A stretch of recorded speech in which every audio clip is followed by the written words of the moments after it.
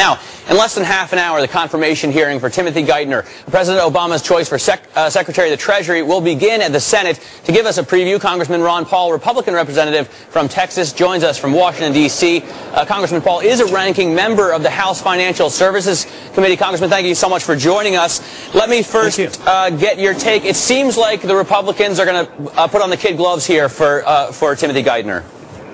Yeah, it sure looks like he'll get confirmed. I imagine they'll ask a couple questions to make it look like they're really scrutinizing him, but it looks like he'll get confirmed. Now, we know that your take on the entire Treasury Department is not so positive, but what is your take on Geithner if someone's going to lead the Treasury Department as the leader? Well, he's bright and he's a technician. He knows the system. He's part of the establishment, but it's the system that is so rotten, and he can't bail it out. It is not a lack of management. It's the lack of a system that works, and so I don't think he can be successful. And besides, he's part of the problem. He was basically in charge of the first part of the TARP fund. So somebody takes $350 billion, they mess it up, so we promote him.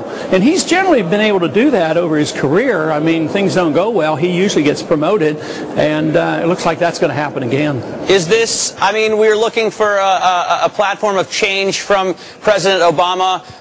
Does this give you a little bit less hope than maybe you would have had?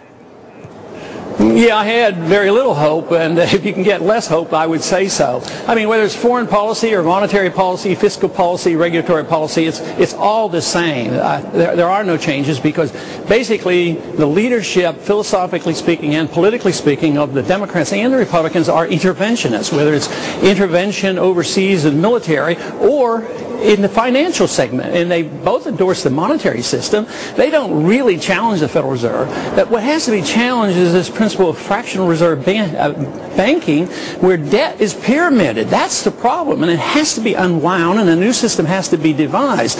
This system has ended just as Bretton Woods ended in 1971. The post-Bretton Woods system has ended too, and that's why the financial system doesn't work. So if we pretend that all we have to do is create money and credit out of thin air, which is part of the Geithner's theory, it won't work. All you can end up with is the destruction of the dollar. So look for the dollar crisis. It has to come. You just can't create trillions of dollars out of thin air for every bailout and expect the dollar to maintain its value. Congressman Paul, what would you like to see? I mean, if we wanted to change the status quo, what kind of change would you like to make? Well, you would have to address the subject of the Federal Reserve. I mean, really, the Federal Reserve doesn't deserve to exist, but if you didn't and couldn't get rid of it, which is the likely scenario, we should limit the power of the Federal Reserve. They should have surveillance. We should have all the information we want from the Federal Reserve. They should be audited. They should be susceptible to all the inquiries of the Congress.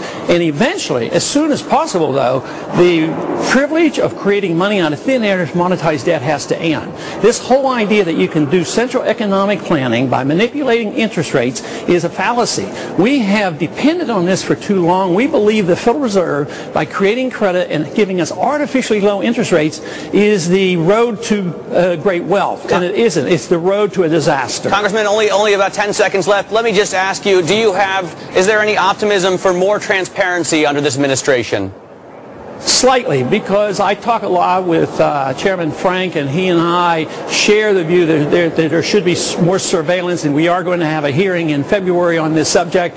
So, and the sentiment in the Congress is that, yes, they want more surveillance, but when push comes to shove, I'm afraid the establishment will win the fight. All right, Congressman Ron Paul, Republican representative from Texas, thank you for joining us.